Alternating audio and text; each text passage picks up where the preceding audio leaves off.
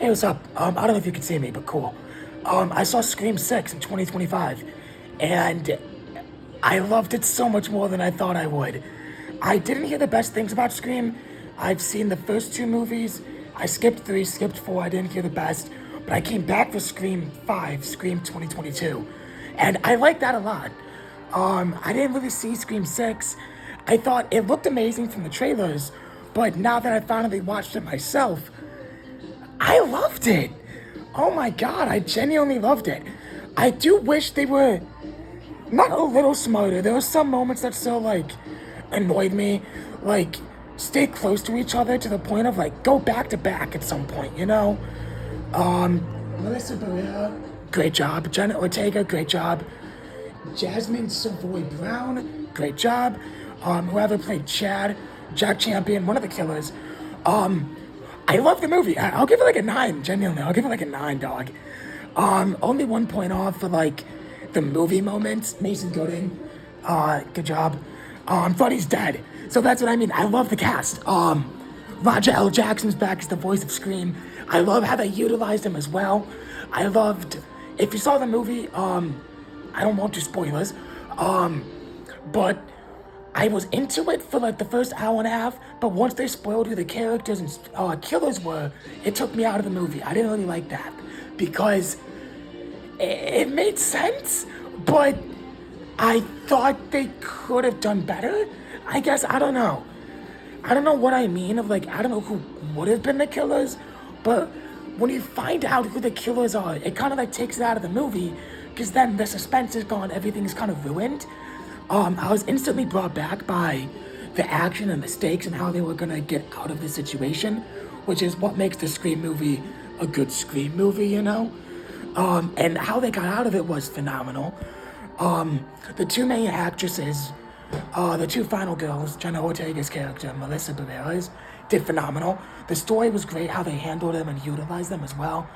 I love the storyline between her being a daughter of Billy Loomis, and the way she's dealing with, not so much his ghost, but more her thoughts and how she should be acting. Because, you should always be acting like your father, but, if it's a serial killer, maybe not. But there's always depending on different circumstances. Like if your father is a serial killer and there's people trying to kill you, I think it's completely a different circumstance. She wasn't going to think about this until Richie, her boyfriend, tried to kill her, you know? And so, it all depends, I guess, but she did a good job at the end by choosing her family, her sister, over being a killer. But, holy shit, dog. She's a murderer. She stabbed Richie 22 times and slit his throat. And then in this movie, I counted, she stabbed the husband, the father of the killer in the last movie, the dude's family, right? Spoiler. Fuck. I'm sorry. She stabbed him 34 times and then stabbed him in the eye like this. So, I should mind you, he was alive after he got stabbed 34 times. And then she didn't kill him or finish him off, but then she did with the eye thing. So, I mean, I guess the cops are letting him go?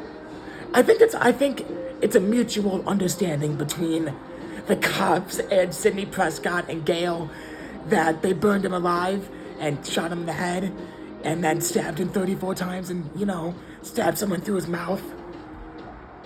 Yeah, I guess they let him go? Huh. I guess don't think too hard about that. Otherwise, a great movie. A little gory deaths. Oh my god. Gory deaths. But the two actresses did phenomenal. Shout out Mindy. I don't know how Chad survived, but he's the new Dewey, so I'm all for it. He's a dude. They clutched up. Oh my god, they did so good. So I'm wondering who's gonna be the killers for Scream 7. I don't want it to be the new people because they got fired for supporting stuff, however you want to think about that. But I'll keep it movies. So it's not gonna be them for the next Scream 7. But I'm curious to see how Sydney and Neve Campbell are gonna do with the daughter. They should survive it, of course, but I think Gail might die in this one. That's in my opinion. But yeah, they can't kill Sydney or the daughter, of course. But yeah, that's it. Movies 9 out of 10. Go watch it. If you're not a fan of Scream and you want to watch, hold on. Yeah. Okay, if you're not a fan of Scream and want to watch like a horror movie that's good and like Ghostface, then yeah, watch Scream 2022. You can also watch Scream 1992. The movie still holds up. Promise you they do. Because they're funny, they're a good time. Its main characters whooping ass. They're not pussies. They're not pushovers. That's what makes sense. Since the movies have gone on for so long, they learn from their mistakes and they prepare. And it makes the killers smarter too. Every movie needs a post-credit scene. I didn't even want to catch that. I only caught it because I'm doing this video. That's funny though.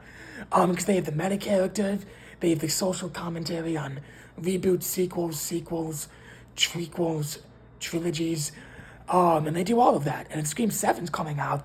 You know damn well they're gonna say, isn't this getting a little old? So be ready for it. I'm gonna watch it. Yeah, 9 out of 10.